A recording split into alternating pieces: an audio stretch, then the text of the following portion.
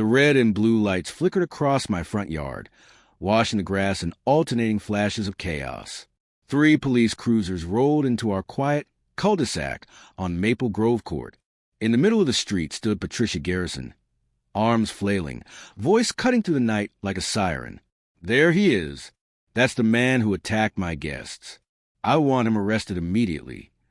I stood on my porch, phone in hand, security camera footage already pulled up and ready.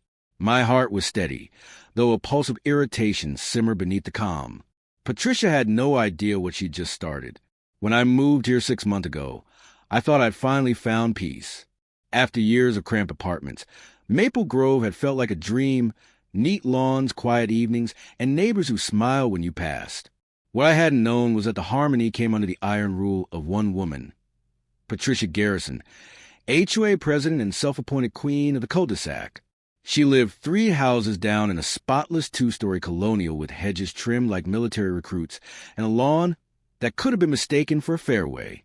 She introduced herself the second day I moved in, clipboard in hand, immediately reminding me of grass height limits and mailbox color codes. I smiled and nodded, and figured I could tolerate a bit of control freak energy if it meant living somewhere so peaceful. That illusion didn't last long. About 2 months in, Patricia began holding what she called community gatherings every weekend. Unofficial parties she claimed were for neighborhood bonding. The problem was, her guests routinely spilled out of the common area and onto my property. At first, I tried to ignore it. I picked up the beer cans from my garden, swept away cigarette butts near my patio, and tried to keep my patience. But when cars started using my driveway as overflow parking, blocking my garage, I decided to speak up. Then came the breaking point. One Saturday evening, I came home to find a volleyball net strung halfway across my backyard. My flower bed was flattened, my bird bath toppled, and laughter echoed from a folding table where Patricia presided like a queen at her banquet. "Patricia, your volleyball net is on my property, and someone's damaged my garden," I said, keeping my voice even. She barely looked up. "Oh, don't be such a stick in the mud, David. We're all neighbors here. A little community spirit never hurt anyone." "I understand," I replied, "but this is private property. I need your guests to stay in the common area." Her smile tightened. "I'm the HOA president, and I say it's fine. The boundaries aren't that clear anyway." That was the moment I realized what kind of person I was dealing with. That night, I installed new security cameras, covered my backyard and driveway.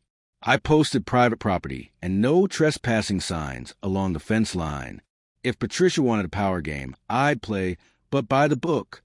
The following weekend, her gathering grew even bigger. My signs were ignored. Guests lounged on my patio furniture, filled coolers using my garden hose, and wandered across my yard like they owned it. I recorded everything. Monday morning, I sent Patricia a certified letter stating, formally and clearly, that she and her guests were no longer permitted on my property. I included screenshots from the security footage and copied the entire HOA board for good measure. Her response came that evening, pounding on my door. She stood there with the letter crumpled in her hand, her voice sharp enough to cut glass. "How dare you threaten me with legal action? I've been president of this HOA for 8 years. You can't ban residents from community activities." "I'm not banning anyone from community activities," I said evenly. "I'm banning them from my property. There's a difference." Her face flushed deep red. "You'll regret this, David. I promise you that." That Saturday, Patricia hosted another party, bigger than before. I watched from my window as she gestured toward my no trespassing signs, rolling her eyes for crowd's benefit. Some of her guests looked uneasy, but Patricia's domineering energy kept them in line. By 7 o'clock that evening, a sharp crash echoed from my backyard. I turned the security monitor just in time to see 3 of Patricia's guests standing over my shattered ceramic planter. They laughed it off, chasing a frisbee that had apparently justified trampling straight through my property line. Now they were playing their game in my yard, as if the no trespassing signs were decorations. I stepped outside. "Excuse me," I called out. "You're on private property. Please leave immediately."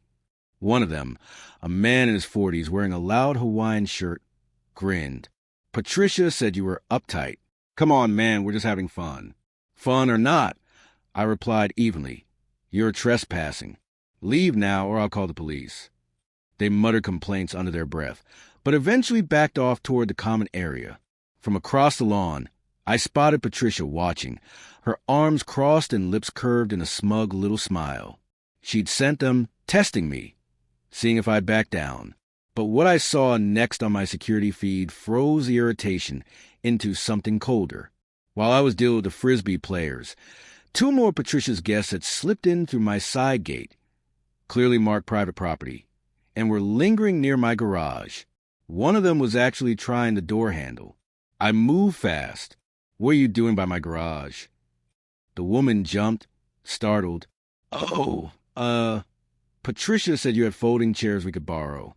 Patricia has no authority to offer my property to anyone, I said sharply. You're trespassing, and I have you on camera attempting to enter my garage. Leave. Now. They didn't argue. They ran.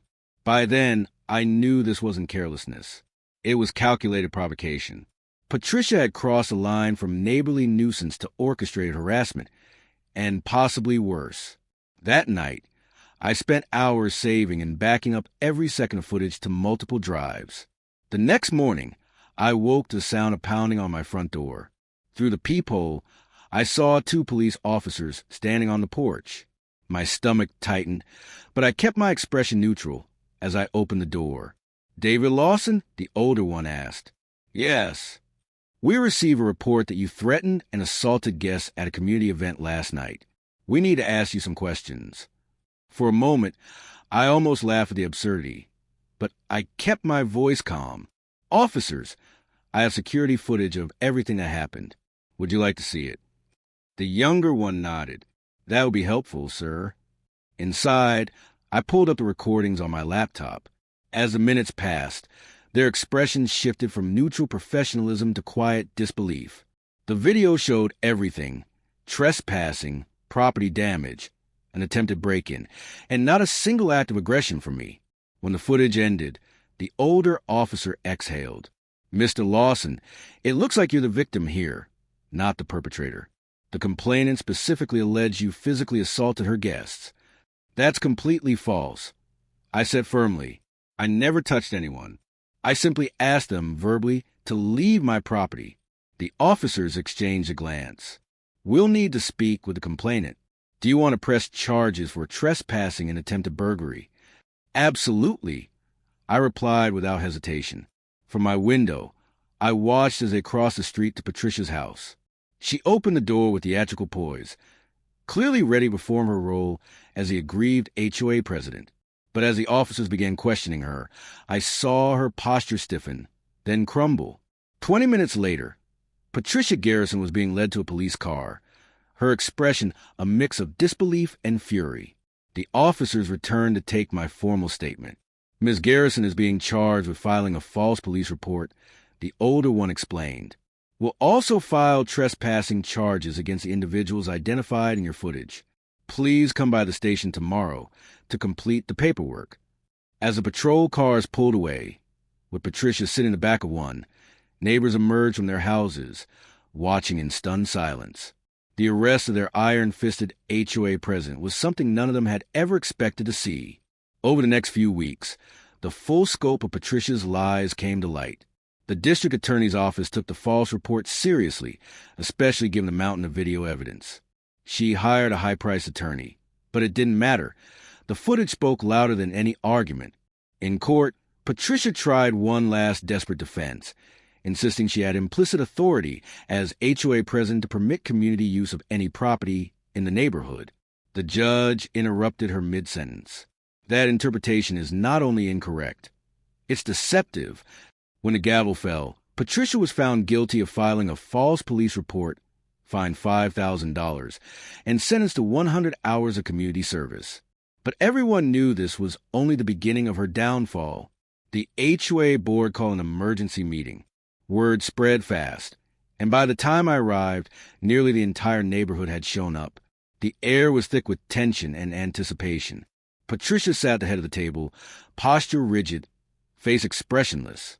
For the first time since I'd moved to Maple Grove, she didn't look in control. One by one, neighbors began to speak. At first, the comments were cautious. Then more voices joined in. Stories poured out about Patricia's intimidation tactics, selective enforcement rules, and public shaming of anyone who dared to question her authority. It turned out I wasn't the first person she'd targeted, just the first to fight back with proof. When the board finally called for a vote to remove her as president, not a single hand was raised in her defense. The decision was unanimous. The same people who once feared her now looked relieved, almost liberated. Patricia's face shifted through shades of red and white as the board read the final motion. She was banned from holding any HOA position for the next 10 years. The Queen of Maple Grove had been dethroned, but her real punishment was only beginning.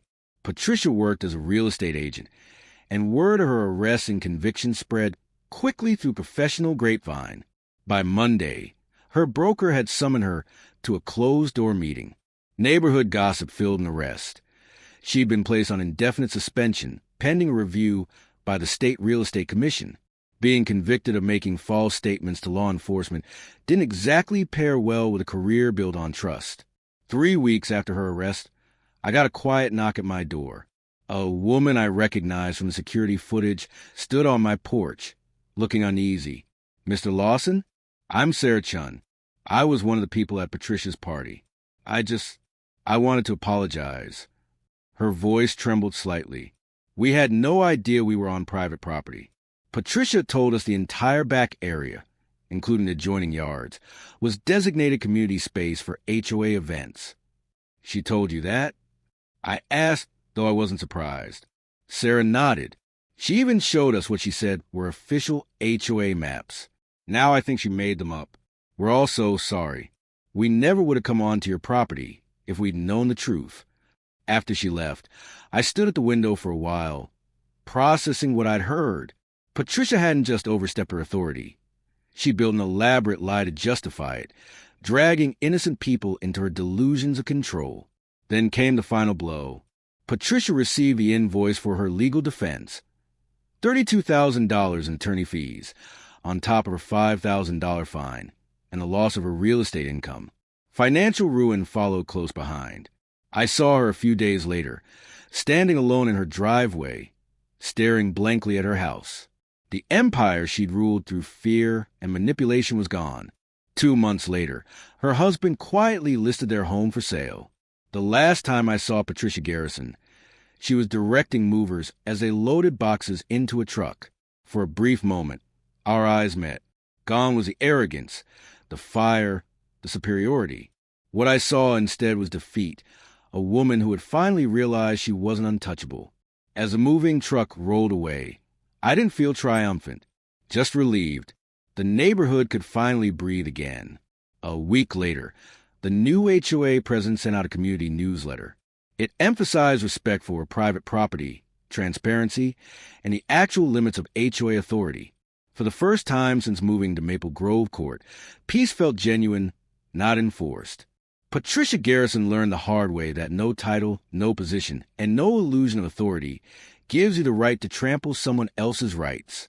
And for her, that lesson came with a criminal record, a $5,000 fine, and the knowledge that she had called the cops on the wrong neighbor.